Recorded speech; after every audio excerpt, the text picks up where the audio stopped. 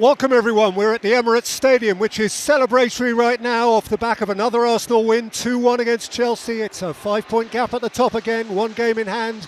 We end the weekend in a sense, Gary, where we started it. What about this game though? There was a whole lot of jeopardy around it.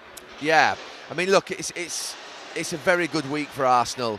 You think about where they were a week last Wednesday after the Wolves game, and there were big questions, and I think one of the toughest things in a title race is when you're actually asked to play second and your competitor, your main rival's playing first. And City have had that advantage in the last week where they've played 2 games ahead of Arsenal. I don't know how many times that's going to happen. I actually think that, to be fair, look, it always happens, and to be fair, we're on TV, but it is a massive advantage to play first. So I don't know how many occasions that's going to happen before the end of the season, but I think there is something when it gets to the last 6 or 8 games where maybe they should play together or on the same day. I don't know how that can work, because obviously you want to try and get every single game on, but I do think it's a big advantage. And Arsenal, Mikel Arteta before the game was asked by Patrick Davison whether it's an added pressure seeing your rivals win last night, and he said no, because we just need to do our job. That's the standard answer. It absolutely is a lot more difficult. You know, if Leeds get a goal last night in the 90th minute, Arsenal just lift themselves on a Saturday night and they've not even played. If City get over the line and win, you don't go down, you don't get down in the dumps or anything like that, but you just think, right, we definitely have to win tomorrow, you know what I mean? You've got no cushion, you've got no room for error. So, look, for them to respond like they have after that Wolves game and get the 2 wins, in difficult games. Tottenham, you know, I know that Tottenham aren't playing well at the moment, but it's a North London derby and it should never be taken for granted. They had difficulties in that game in the first half where Tottenham got level. And then today, again, it was a scruffy game, but it doesn't matter. You're going to get moments like that.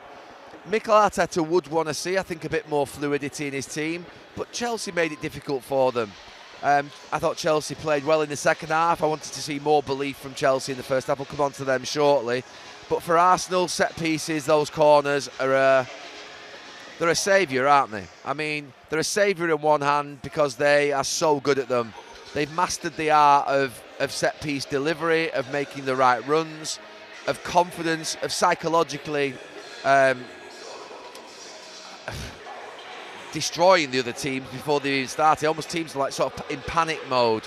I felt sorry for Reece James actually, specifically on corners, because he was given the task of blocking Gabriel, and I just think you're overcomplicating it. I know what they're trying to do with that. They're trying to get Reece James, who's quite stocky in build, to block him before he makes his run. But it becomes about a height thing in the end. And I just think that Reece James ordinarily would never pick up the best header of the ball in the opposition team.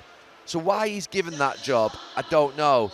Now, look, I remember many, many years ago playing football, I was once given the job of blocking Duncan Ferguson and blocking Les Ferdinand in games. They were 2 exceptional headers of the ball.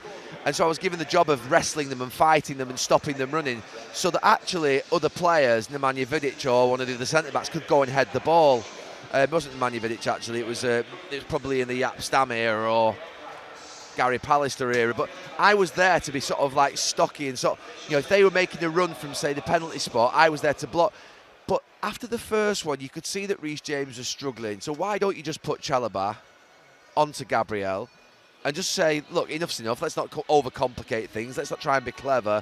And that, to me, was a key aspect of the game. And Arsenal today, look, they've won, and that's all that matters. That is all that matters. And it's a tough game, and you're going to get games where you're not quite at your best. I still think that Mikel Arteta will want to see a bit more fluidity in open play and creating more chances. But I think they can really, to be fair, be quite happy tonight about where they are going into this sort of midweek game that they've got. And around the whole wobble thing, which is actually now yesterday's news, last week's game at Tottenham, which was one thing, and this was a very different game today, it seems to me, you may or may not agree, that they have demonstrated actually quite a good degree of poise. It's like, you know, they certainly the players, however nervous the crowd are, the players, to me, look a solid, coherent, with it bunch. Yeah, they are. I mean, look, it was a wobble, because I think if you just sort of add up, I think it was Forest, Liverpool, the defeat against Manchester United, and then the draw v Wolves.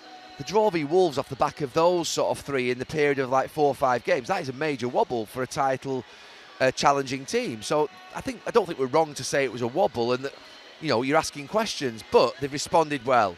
And you've got to make sure that when you're on a little run like that in a season like this, that you do come out of it. And it's very difficult when you're playing games every 3 days to maintain performance all the time.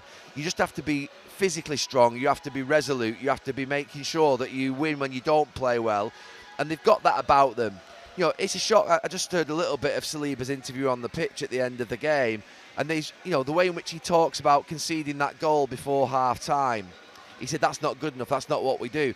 They really do value clean sheets, they value their defensive work, they're really sort of like quite strict on it. I thought in the first 10 minutes of the game, Arsenal adapted well when Chelsea looked like they had something going on with Palmer in that pocket, but then they pushed Gabriel or Saliba in. So Arteta works. Arteta, to be fair to him, he sees danger. They do respect the defensive side of the game a lot. It's one of their strongest aspects, and they'll be disappointed with the goal they conceded at Tottenham last week, the goal they conceded at Chelsea today, because it's caused them a little bit of pain. And I actually thought Chelsea were doing well in that first 15-20 minutes of the second half, but they get in front. We'll come on to Chelsea and how they get in front in a minute, but they get in front and then they hang in there, and sort of at the end it was a little bit scary. But this crowd that are going to be coming in here for the next 10 weeks, there's going to be a few more of those.